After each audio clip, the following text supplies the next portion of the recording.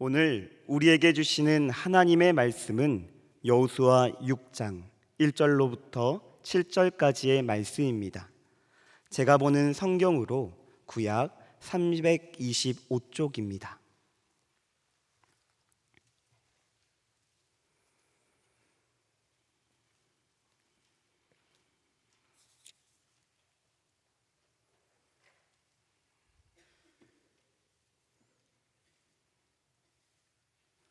여호수아 6장 1절로부터 7절까지의 말씀을 한 목소리로 교독하시겠습니다. 이스라엘 자손들로 말미암아 여리고는 굳게 닫혔고 출입하는 자가 없더라.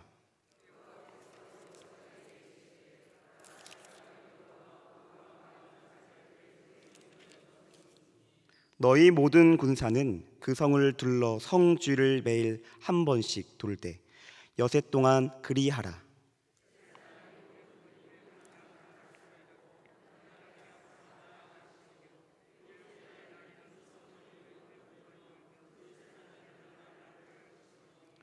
제사장들이 양각 나팔을 길게 불어 그 나팔 소리가 너희에게 들릴 땐 백성은 다 큰 소리로 외쳐 부를 것이라. 그리하면 그 성벽이 무너져 내리리니 백성은 각기 앞으로 올라갈지니라 하시매.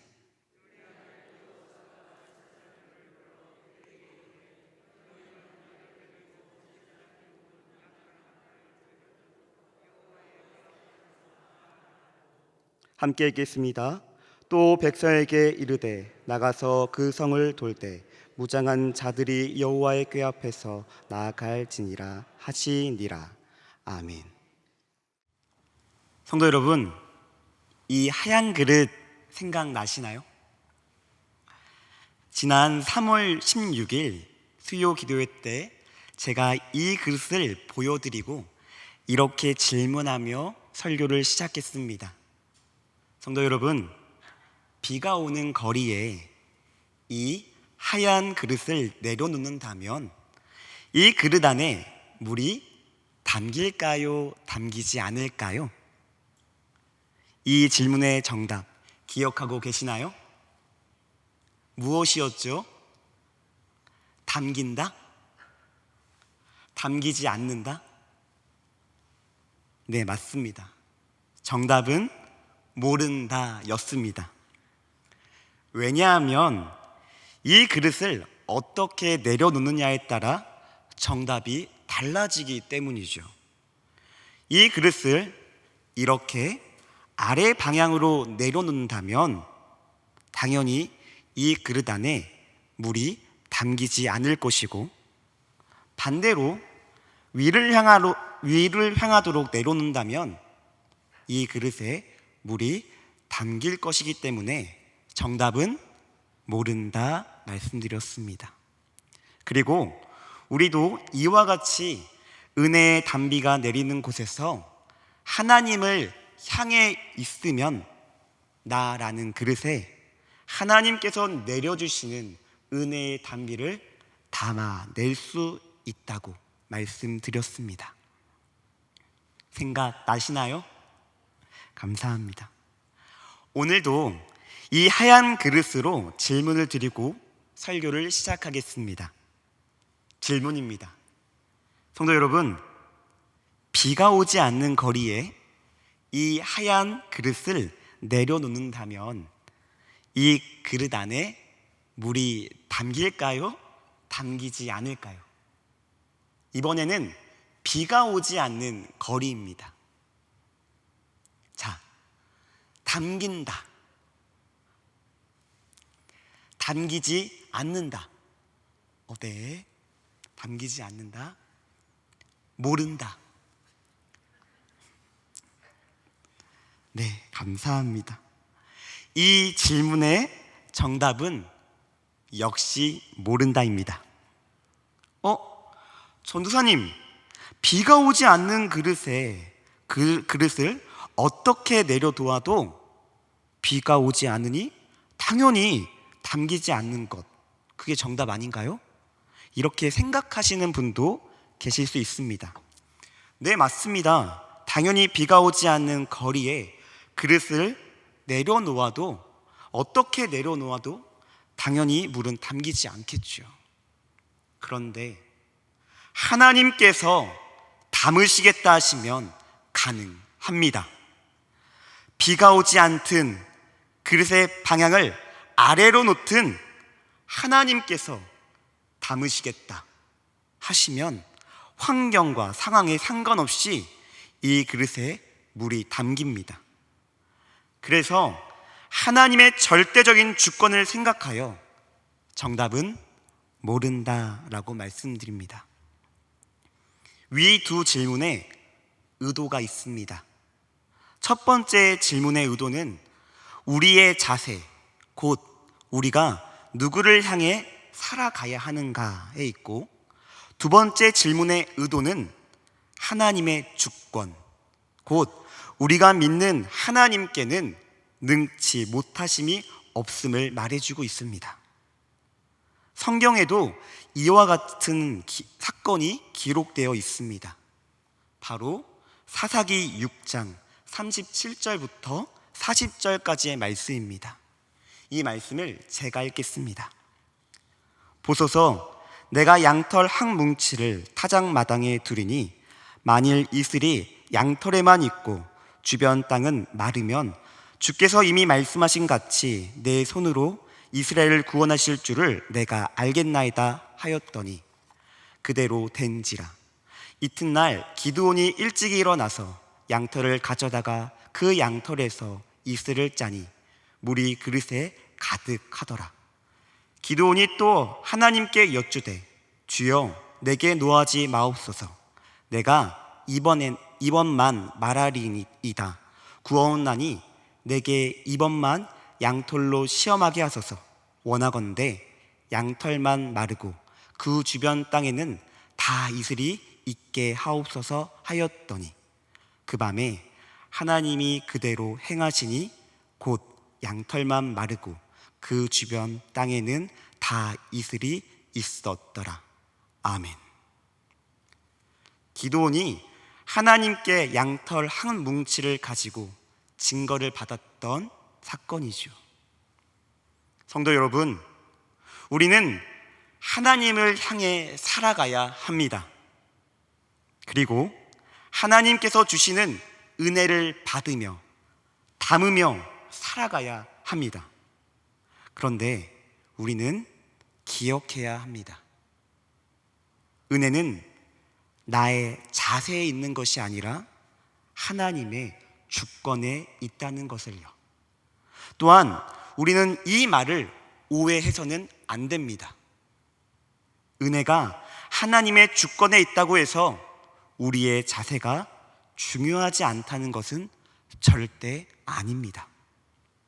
그래서 오늘 여호수아 말씀을 통해 하나님을 향한 우리의 자세와 능치 못하심이 없는 하나님의 주권에 대해 살펴보겠습니다. 오늘 말씀을 통해 우리의 자세와 하나님의 주권이 균형 있게 잡히시기를 바랍니다. 모세의 죽음 이후 그의 시종이었던 눈의 아들 여호수아가 하나님의 부르심을 받아 이스라엘 백성의 지도자가 됩니다. 그리고 하나님의 명령대로 요단을 건너 가나안 땅으로 들어가죠. 이젠 하나님께서 약속하신 젖과 꿀이 흐르는 가나안 땅을 싸워 정복한 일만 남았습니다. 하나님의 도움을 받아 요단을 건넌 이스라엘 백성들의 사기는 등등합니다. 어떤 적이 나타나도 승리할 수 있는 기세가 그들 가운데 있지요. 그러나 하나님께서는 그 기세를 잠시 잠재우십니다. 그들이 교만하지 않도록, 거만하지 않도록요. 그리고 그들이 먼저 하나님과의 관계를 재정비하게 하십니다. 어떻게요? 그들에게 할례를 받게 하심으로요. 여호수아 5장 2절로 3절 말씀입니다. 제가 읽겠습니다. 그때에 여호와께서 여호수아에게 이르시되 너는 부싯돌로 칼을 만들어 이스라엘 자손들에게 다시 할례를 행하라 하시매 여호수아가 부싯돌로 칼을 만들어 할례산에서 이스라엘 자손들에게 할례를 행하니라. 아멘. 그리고 이어서 그들에게 유월절을 지키도록 하십니다. 여호수아 5장 10절부터 11절 말씀입니다. 또 이스라엘 자손들이 길갈에 질쳤고 그달 14일 저녁에는 여리고 평지에서 유월절을 지켰으며 유월절 이튿날에 그 땅의 소산물을 먹되 그날의 무교병과 볶은 곡식을 먹었더라. 성도 여러분, 우리는 이 말씀을 통해서 전쟁에서 제일 중요한 것이 무엇인지 알 수 있습니다. 그것은 바로 하나님과의 관계입니다. 아군의 사기와 기세도 전쟁에서 중요합니다. 전쟁의 시기와 때도 중요합니다. 그러나 제일 중요한 것은 아군의 사기와 시기도 아닌 전쟁의 시기와 때가 아닌 하나님과의 관계입니다. 왜 그렇습니까? 전쟁은 우리에게 속한 것이 아니라 하나님께 속한 것이기 때문입니다. 역대하 20장 15절 하반절 말씀을 화면을 보시고 우리 한 목소리로 읽겠습니다. 전쟁은 너희에게 속한 것이 아니요 하나님께 속한 것이니라. 아멘. 한 번 더 읽겠습니다. 전쟁은 너희에게 속한 것이 아니요 하나님께 속한 것이니라. 아멘. 이 사실을 꼭 기억하시며 그 무엇보다도 하나님과의 관계를 최우선순위에 두시기를 바랍니다. 할례를 받고 유월절을 지켜 하나님과의 바른 관계를 재정비한 여호수아와 이스라엘 백성들은 이젠 여리고성으로 나아갑니다. 그런데 여리고성은 굳게 닫혀 있었습니다. 여호수아 6장 1절 말씀입니다. 이스라엘 자손들로 말미암아 여리고는 굳게 닫혔고 출입하는 자가 없더라. 아멘. 여기서 굳게 닫혀 있다라는 말은 여리고성 사람들이 이스라엘 백성들을 대항하여 싸울 태세를 갖추었음을 의미합니다. 그 장면을 본 여호수아와 이스라엘 백성들 마음이 어땠을까요? 에휴, 할례와 유월절을 안 지키고 곧장 공격했으면 더 쉽게 이겼을 텐데 이렇게 불평했을까요? 아니요, 그들은 불평하지 않았습니다. 지난 40년 동안 받은 광야 훈련이 그들의 마음과 시선을 견고하게 단련시켜 주었기에 그들은 불평하지 않고 불신하지 않고 그저 하나님 말씀에 귀 기울입니다. 하나님께서 말씀하시는 대로 그저 믿고 나아갑니다. 하나님께서는 그들의 믿음의 자세를 보시고 여호수아를 불러 여리고성을 무너뜨릴 수 있는 방법을 가르쳐 주십니다. 여호수아 6장 3절부터 5절까지의 말씀입니다. 너희 모든 군사는 큰 성을 둘러 성 주위를 매일 한 번씩 돌 때 엿새 동안을 그리하라. 제사장 7은 7 양각 나팔을 잡고 언약궤 앞에서 나아갈 것이요 7째 날에는 그 성을 7번 돌며 그 제사장들은 나팔을 불 것이며 제사장들이 양각 나팔을 길게 불어 그 나팔 소리가 너희에게 들릴 때에는 백성은 다 큰 소리로 외쳐 부를 것이라. 그리하면 그 성벽이 무너져 내리리니 백성은 각기 앞으로 올라갈지니라 하시매. 아멘.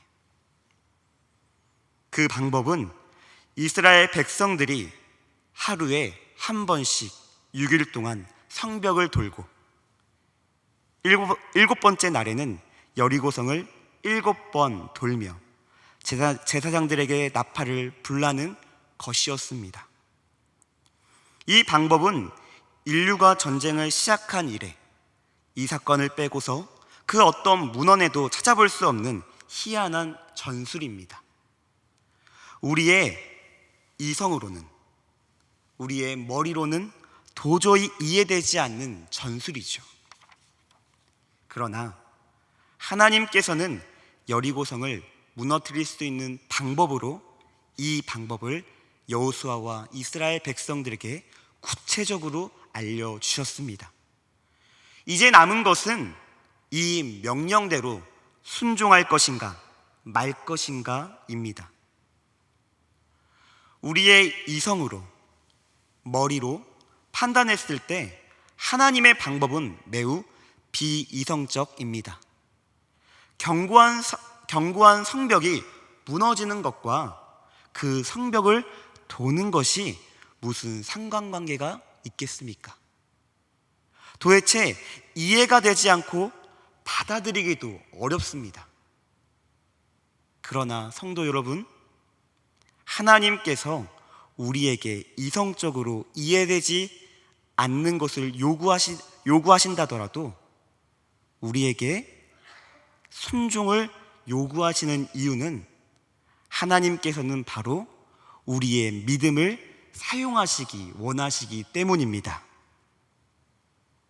이성적인 순종이라면 믿음 없는 사람도 순종할 수 있습니다.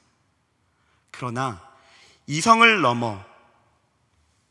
넘어선 순종은 믿음이 있는 자에게만 가능합니다.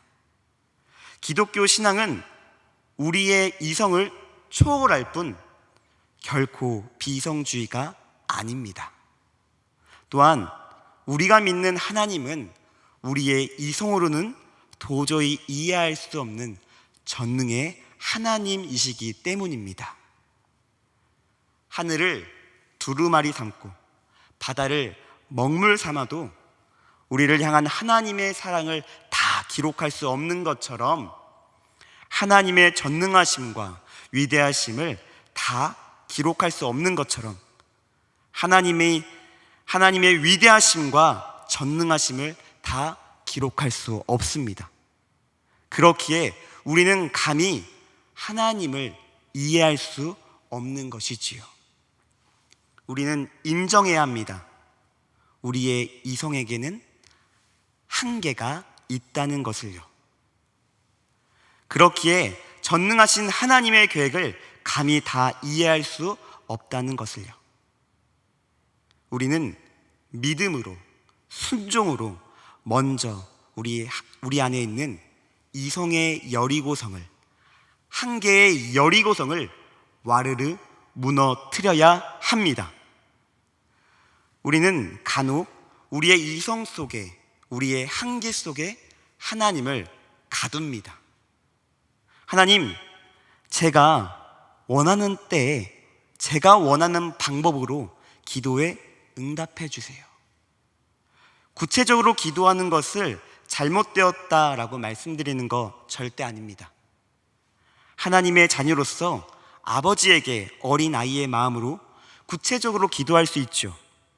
그렇지만 우리의 이성 속에, 우리의 한계 속에 하나님을 가두며 하나님, 이렇게만 응답해 주세요라고 기도하는 것은 교만입니다.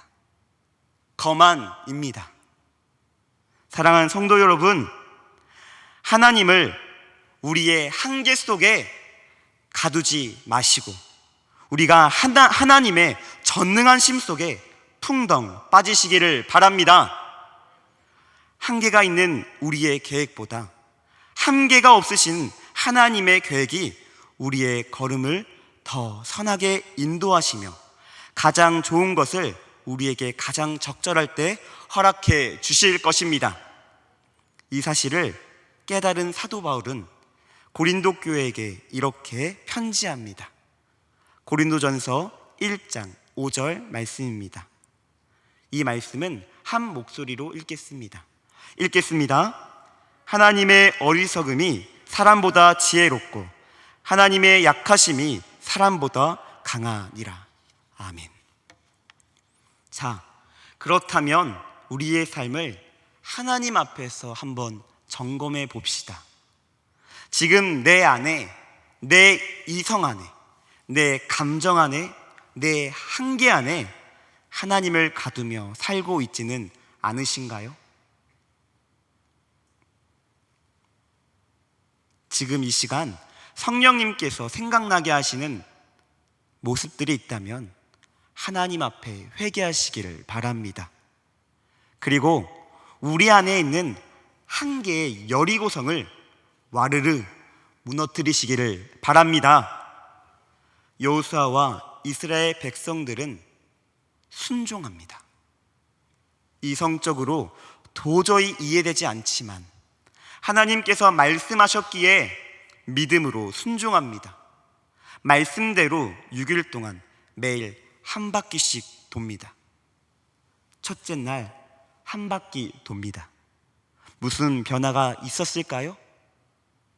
아무런 변화가 없었습니다. 둘째 날 한 바퀴 더 돕니다.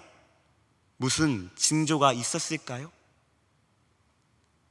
낌새조차 없었습니다. 이쯤 되면 수근수근할 법한데 여호수아와 이스라엘 백성들은 하나님의 명령대로 침묵하며 그저 순종합니다. 셋째 날, 넷째 날, 다섯째 날, 여섯째 날, 전혀 무너질 조짐이 없습니다. 벽돌 한 장도 떨어지지 않습니다. 그래도 여호수아와 이스라엘 백성들은 침묵하며 순종하며 돕니다. 마침내 7째 날 되었습니다. 큰 기대감을 가지고 한 바퀴 돕니다. 2바퀴 돌았습니다. 3바퀴, 4바퀴, 5바퀴, 6바퀴. 성벽이 흔들거렸을까요? 아니요. 여전히 낌새조차 없습니다. 자, 이제 드디어 마지막 7바퀴 남았습니다. 여호수아와 이스라엘 백성은 믿음으로 7번째 바퀴를 돌고 하나님의 명령대로 제사장들은 나팔을 불고 백성들은 고함을 질렀습니다. 그러자 어떻게 되었을까요? 그 결과가 여호수아 6장 20절 말씀에 기록되어 있습니다. 이 말씀도 함께 읽겠습니다. 이에 백성은 외치고 제사장들은 나팔을 불매 백성이 나팔 소리를 들을 때 큰 소리 질러 외치니 성벽이 무너져 내린지라. 백성이 각기 앞으로 나아가 그 성에 들어가서 그 성을 점령하고. 아멘. 하나님께서 말씀하신 대로 순종하였더니 여리고 성이 와르르 무너져 내렸습니다. 사랑하는 성도 여러분, 우리는 이 여리고 사건을 통해 알 수 있습니다. 우리의 지속적인 믿음과 순종이 어떠한 칼보다, 창보다 훨씬 더 큰 힘을 발휘할 수 있다는 사실을요. 하나님을 향한 지속적인 믿음과 그에 대한 순종은 이 땅에 존재하는 어떠한 무기보다 강하다는 사실을요. 또한 여리고성은 내가 무너뜨리는 것이 아니라 하나님께서 우리의 믿음과 순종을 통해 친히 무너뜨려 주신다는 사실을요. 사랑하는 성도 여러분, 끝까지 믿음으로 순종하시기를 바랍니다. 이성으로, 머리로, 감정으로 하나님의 명령이 이해되지 않더라도 그 모든 것을 다 내려놓고 말씀으로 순종하여 놀라운 기적을 경험하시기를 바랍니다. 나의 한계 속에 하나님을 가두는 인생이 아니라 하나님의 전능함 속에 우리가 빠지고 믿음으로 순종하여 살아가는 삶, 그 삶을 우리가 살아가시기를 간절히 바랍니다. 설교를 정리하겠습니다. 사랑하는 천안중앙교회 성도 여러분, 하나님을 향한 우리의 자세는 오직 믿음과 순종이어야 합니다. 그럴 때 하나님의 절대적인 주권이 우리의 삶 속에 무너지지 않을 것만 같은 한 개의 여리고성을 와르르 무너뜨려 주실 것입니다. 삶의 자리에서 날마다 무너뜨려야 할 여리고성을 오직 믿음과 순종으로 와르르 무너뜨리시기를 간절히 바랍니다. 기도하시겠습니다. 사랑의 하나님, 오늘 말씀을 통해 하나님을 향한 우리의 자세가 오직 믿음과 순종이어야 함을 깨달아 알게 하심에 감사합니다. 오직 믿음과 순종으로 살아가길 결단하오니 우리의 삶 속에 무너뜨려야 할 여리고성을 친히 무너뜨려 주시고 하나님의 나라와 의를 견고하게 세워 주시옵소서. 오늘도 우리에게 승리를 허락하여 주실 거룩하신 예수님의 이름으로 기도하옵나이다. 아멘.